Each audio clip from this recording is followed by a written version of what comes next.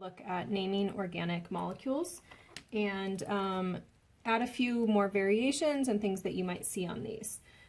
So as I look at this skeletal structure here and I want to come up with a name for it, the first thing I always want to do is find the longest continuous chain.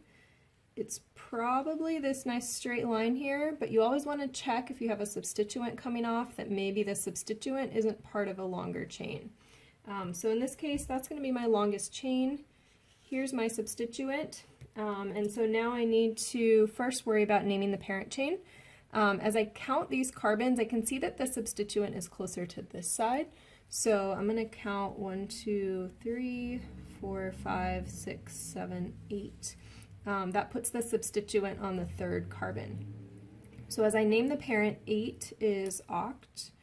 So this is oct. I see all single bonds, so octane. And then the substituent here, I notice has 2 carbons in it. 2 carbons with just 1 attachment point to the parent chain. And so that means that this is going to be an ethyl, eth because there's 2 carbons in it. And then the location that it's at is carbon 3. So my name ends up being 3-ethyl octane. And there would be no space in between those 2 there. Next up, if I look at this one, again, I want to find the parent chain, going through the middle, locate the substituents, makes it easy to see them. Check my numbers. I can tell as I count through here, it's going to be the same numbers, 2 and 3, either way I go. So now let's go ahead and name it. So this would be 4 carbons, so bute with all single bonds, ane. This substituent I can see is a methyl. And this substituent is also a methyl. This methyl's at 2, this one's at 3. So the way that I'm going to name this is going to be dimethyl, to say that there's 2 methyls. And anytime I have a di here, that means that I'm going to need 2 locations to tell you where to put each of those.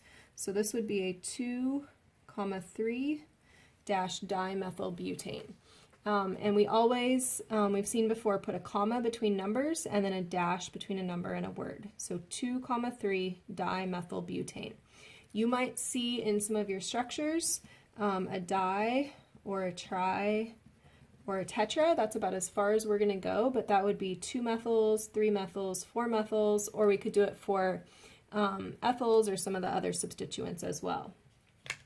Next one we want to look at. Here, there's a couple different places I could put that parent chain, but I'll just pick there. 5 is the longest I can get, and then that makes these 2 substituents. I can see that this is going to give me the smaller numbers going from left to right. So 5 carbons in the parent. That's going to be pentane.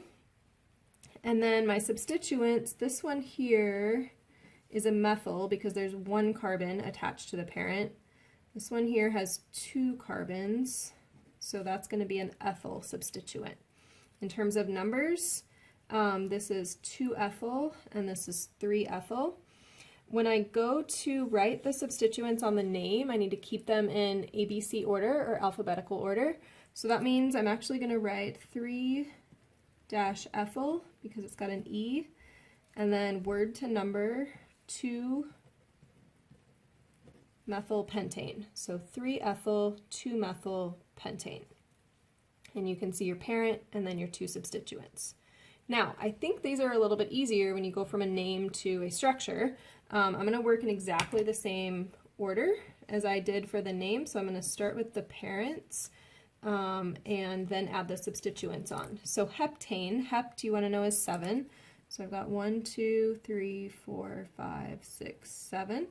And then I have 2,4-dimethyl. So methyl, I'm thinking that's 1 carbon. So I go to the second carbon, 2, and then I go to the 4th carbon, 4. Here's a methyl and a methyl.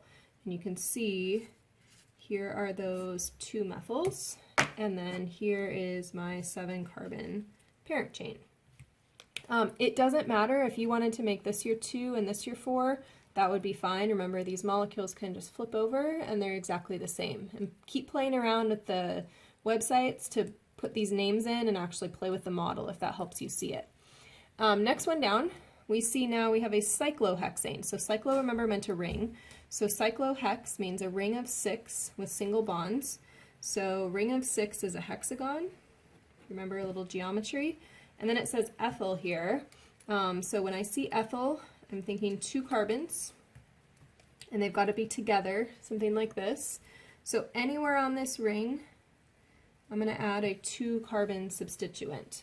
And I'm going to circle that substituent with the pink, and I'm going to find the parent chain, which was the cyclohexane. So moving on to the next one, I'm going to draw octane. So 1, 2, 3, 4, 5, 6, 7, 8. Now I need to look at the substituents. I've got an ethyl and a methyl. We can count from left to right, but we could also count from right to left, so that's what I'm going to do here. Go to the 4th carbon, and I'm going to draw that ethyl, which has 2 carbons, and then at 3 and 5 I need to draw methyls. So at carbon 3, a 1 carbon methyl, and at carbon 5, a 1 carbon methyl. Notice, remember, when it says di, that means I need 2 locations, so 2 numbers. They could be the same, they could be different. Here they happen to be different. So there's my ethyl, there's my 2 methyls, and my 8 carbon octane parent chain. So you've seen a bunch of skills of how to go from structures to names and names to structures. On the next page, go ahead and practice.